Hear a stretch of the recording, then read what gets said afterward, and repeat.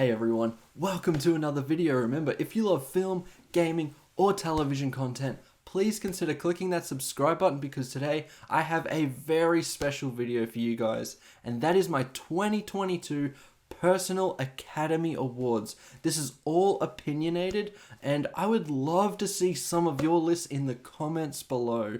I would call this show the Eddies, but that has already been taken. But, you know what, let's just do it anyway. Let's get into it.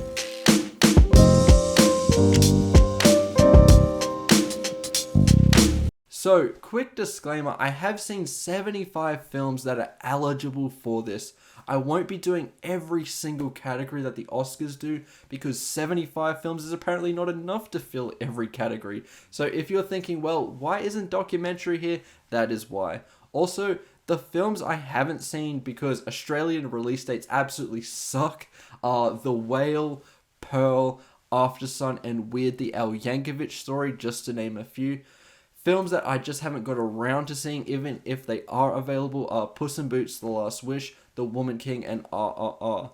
I will see all of these eventually, and if anything changes in terms of these awards, I will let you know in the comments below. And with all of that out of the way, let's get into the Eddies. The first category that I'll be going into is Best Supporting Actor. Here are the nominees: Barry Keoghan, The Banshees of Inisherin; Brad Pitt, Babylon; Ki Hai Kwan, Everything Everywhere All at Once; Paul Dano, The Batman; and Pedro Pascal, The Unbearable Weight of Massive Talent. And the award goes to Paul Dano for The Batman. What's black and blue and dead all over?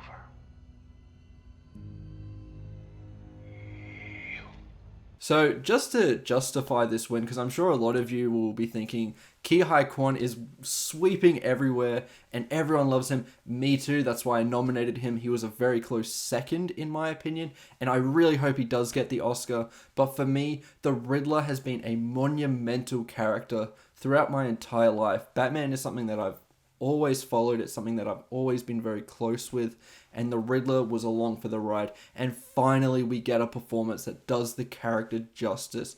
Paul Dano was electric in the role, and it was my favorite supporting performance of 2022. The next category is Best Supporting Actress. The nominees are Angela Bassett, Black Panther Wakanda Forever; Carey Mulligan, She Said; Keke Palmer, Nope; Kerry Condon, The Banshees of Inisherin; and Stephanie Hsu, Everything Everywhere All at Once. And the winner of the Best Supporting Actress for 2022 is Stephanie Hsu for Everything Everywhere All at Once. I mean, what an incredible performance in an incredible film. I really hope this gets a nomination at the Academy Awards because it is a thoroughly deserved performance. For Best Costume Design, the nominees are Babylon, Black Panther Wakanda Forever, Elvis, The Batman, and The Northman. And the winner for Best Costume Design for 2022 is The Batman. I mean, all of these costumes to me were absolutely amazing. The Batman's costume itself was incredible, as well as the Riddler's, Catwoman's, the suit on the Penguin. I mean, it's all diverse, and it takes a lot of talent to make a costume like that. So props to the Batman for the best costume design for 2022. Next up, we have Best Makeup and Hairstyling. The nominees are Babylon, Black Panther Wakanda Forever, Everything Everywhere All at Once, The Batman, and X, with the winner being The Batman. I mean, did anyone really recognize Colin Farrell with that penguin makeup on? That's all I need to say. It was a toss-up between this and X because the way they transformed these actors into completely different people was absolutely stunning and incredible. And to me, the Batman, it was just a little bit more unrecognizable, so I had to give it to the Batman. Next up, quite an important category in my eyes, Best Original Score. The nominees are Babylon, Empire of Light, Men, Nope, and The Batman. And the winner for Best Score is Babylon. I mean, This score is incredible. It matches the quality of some of Justin Hurwitz's best work in La La Land, Whiplash, and First Man. And it's just something that I love to listen to. It just gets your blood pumping, it gets you excited. And the way it tells a story within the film was something I also took into consideration. It's more than just flashy music, it actually gives you an emotion, it reminds you of characters, and these themes are so important that really gives it that edge over some other scores this year. Next up, we have Best Original Song. I'm sure there's some hot takes in here, but here we go. The nominees are Hot Girl from Charlie XCX for the film Bodies, Bodies, Bodies. I Ain't Worried from One Republic for the film Top Gun Maverick. Lift Me Up from Rihanna for Black Panther Wakanda Forever. New Body Rumba from LCD Soundsystem for the film White Noise. And She's Looking For Me, the new song from Kid Cudi for the film Intergalactic, with the winner being New Body Rumba from White Noise. I mean, what an absolute banger of a song. I mean, even people who hate this movie, and I think there's quite a few of you out there, they absolutely love this song. It's the best scene in the movie when this song is playing, and I just absolutely adore it. I still listen to it. And yeah, it's deserving of the win. Next up, we have Best Sound. The nominees are Avatar, The Way of Water, Babylon, Nope, Tar, and The Batman, with the winner for Best Sound being Tar. I mean, the sound in this, it's not frequent all the time. It's not always flashy, but when it's in this film, it is booming and it hits you to the core. It's been confused for score quite a few times, but there's virtually no score in here. It's just sound, and it is so effective the whole way through. And the scenes where we're getting some more conducting and the orchestra playing, I mean, it is phenomenal. Next up, we have Best Visual Effects. The nominees are Avatar, The Way of Water, Doctor Strange in the Multiverse of Madness, Everything Everywhere All at Once, Nope, and The Northman, with the winner for Best Visual Effects being Avatar, The Way of Water. I mean, was that really a shock? This is going to sweep everywhere when it comes to awards. It's a technical achievement. It's the thing that, once again, if you hate this movie, you still have to appreciate the visual effects. I'm someone who absolutely loves this movie, and the visual effects were absolutely stunning, and we've never seen anything like it before. James Cameron is a visionary when it comes to this stuff. It was so effective, and I'm just really happy that we finally got to see this follow-up. Next up, Best Editing. The nominees are Babylon, Decision to Leave, Everything Everywhere All at Once, Tar, and Top Gun Maverick, with the winner being Decision to Leave. I mean, when I saw this film, it felt like a no-brainer that this would win Best Editing across the board. This is some of the best editing I have seen in years, maybe ever. The transitions are just so creative and interesting. It's nothing like we've ever seen before. And I'm surprised that this is getting passed up for nominations, because to me, this is a no-brainer, the best editing I saw this year. I absolutely love what Park Chan-wook did with Decision to Leave, and the editing was a part of that process. So congratulations to Decision to Leave. Next up, Best Production Design. The nominees are Avatar, The Way of Water, Babylon, Bardo, False Chronicle of a Handful of Truths, Elvis, and Triangle of Sadness, with the winner being Babylon. This film was just absolutely phenomenal from start to finish. You can check out my review for it in the link above. I mean, this movie is absolutely incredible, and the production design is a key part of that. A lot of the massive budget this film had was towards its production design, and it certainly paid off because the sets here are gorgeous. Next up is maybe the most important technical award, or at least the one that I pay the most attention to, Best Cinematography. The nominees are Babylon, Bardo, False Chronicle of a Handful of Truths, Decision to Leave, Tar, and The Batman. And the winner is Bardo, False Chronicle of a Handful of Truths. What an absolutely stunning film. Alejandro Gonzalez Inarritu just delivers again, in my opinion. It does divide audiences, this film, but no doubt the cinematography is absolutely stunning. The incredible long takes that Inarritu is known for are present here, and they are beautiful. I mean, what more is there to say? You cannot pass up on the cinematography here. It is absolutely stunning. Next up, Best Animated Film. The nominees are Apollo 10.5, A Space-Age Childhood, Guillermo del Toro's Pinocchio, Lightyear, Marcel the Shell with Shoes On, and Turning Red, with the winner being Marcel the Shell with Shoes On. I mean, what a charming little movie this is. It was just so fun to watch. The documentary format and just the pure innocence of Marcel was so powerful and moving by the time that we got to the end of the film.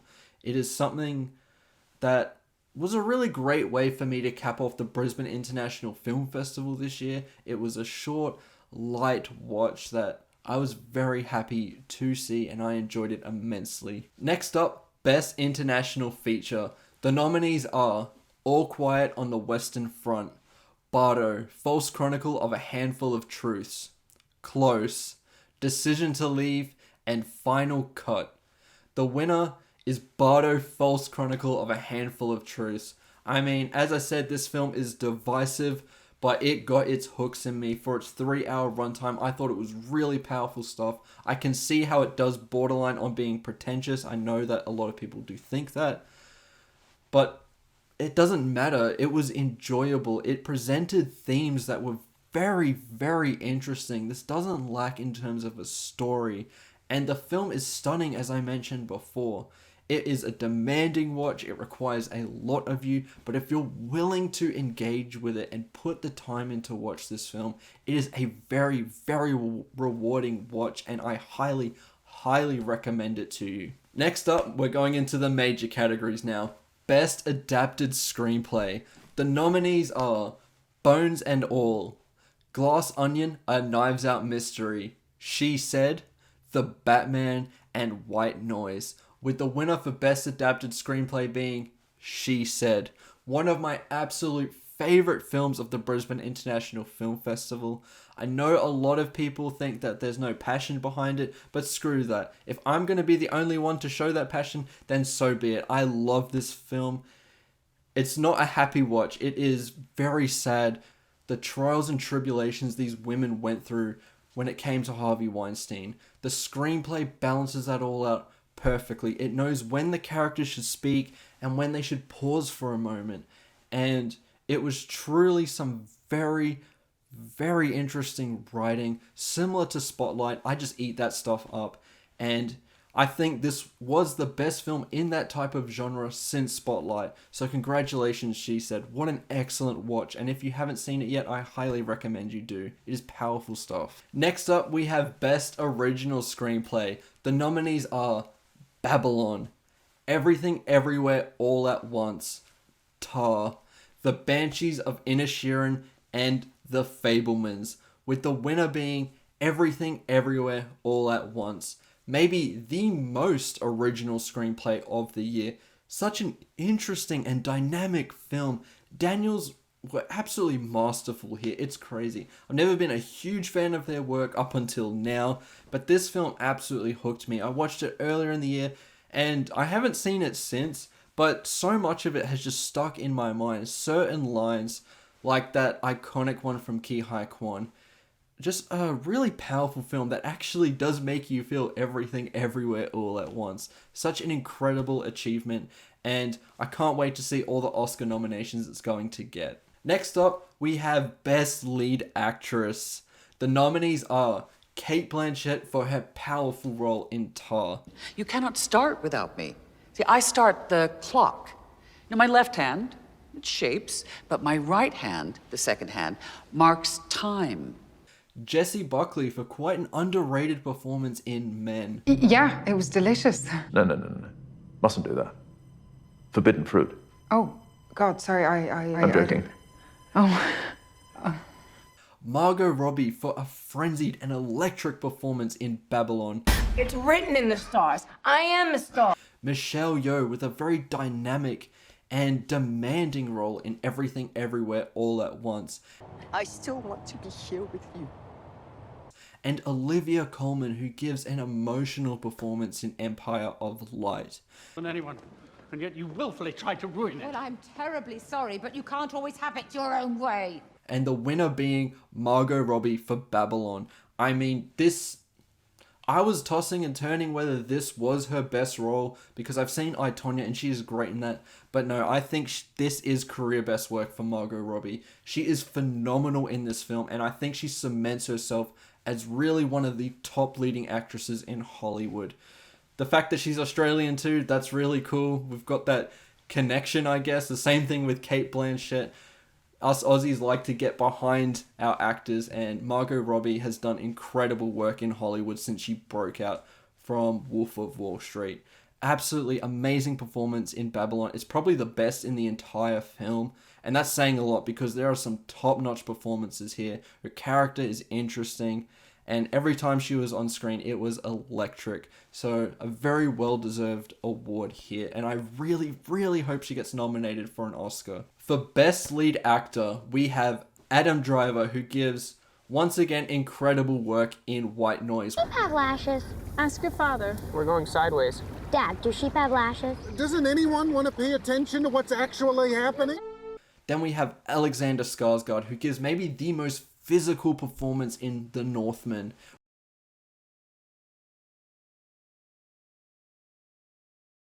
We have Austin Butler, who transforms into Elvis. 40. And nobody's gonna remember me. I've never done anything lasting. We have Colin Farrell, who gives a very smart and funny performance in The Banshees of Inisherin. Now, if I've done something to you, just tell me what I've done to you. And if I've said something to you, maybe I said something when I was drunk and I've forgotten it, but I don't think I said something when I was drunk and I've forgotten it. Diego Calva, who gives an absolutely breakthrough performance in Babylon. I love that answer. Something that lasts, that means something. Something more important than life. The winner for Best Lead Actor, though, is Colin Farrell for The Banshees of Inisherin. Absolutely excellent work. Every time he was on screen, you're either laughing or you're crying. He just has you in the palm of his hand. And what a year it was for him. I mean, he turned out in so many great movies and was one of the highlights in all of those films. It's just really cool to see such a great performance from him, and I hope he gets the Oscar. Next up, a very important category indeed in Best Director. The nominees are Alejandro Gonzalez Inarritu for Bardo, False Chronicle of a Handful of Truths, Damien Chazelle for Babylon, Daniels for Everything Everywhere All at Once, Matt Reeves for The Batman, and Robert Eggers for The Northman, with the winner for Best Director being Damien Chazelle for Babylon. I mean, I just eat up his directing. I think his filmography is as close to flawless as you can get. Whiplash and La La Land, as I said in my Babylon review, which you can check out, they're like top 5 all-time films for me. And I think I know La La Land, I'm not going to say I know La La Land is my favorite film of all time, and Whiplash is number 2. Babylon is, I don't know if it's hit those highs yet. I need to see it a lot more times. I've seen La La Land and Whiplash countless times. Babylon I've only seen the one time, and I'm going to see it again while it's in theaters because I'm going to support the hell out of this movie despite the fact that it's bombing. It is in the realm, and I think it will go up to those heights eventually because what he does here is phenomenal. The ending, which I won't spoil, is just an explosion of creativity, and that direction is a huge part of that. All of the very ambitious party scenes are all off the back of his direction. It's just a really, really incredible film, and Damien Chazelle, once again, gives just some of the best work that you can do. Now, the big one, Best Picture. The nominees are Avatar: The Way of Water, Babylon, Bardo, False Chronicle of a Handful of Truths, Empire of Light, Everything Everywhere All at Once, Nope, The Batman, The Northman, Top Gun Maverick, and White Noise, with the winner for Best Picture being, drumroll please, Babylon.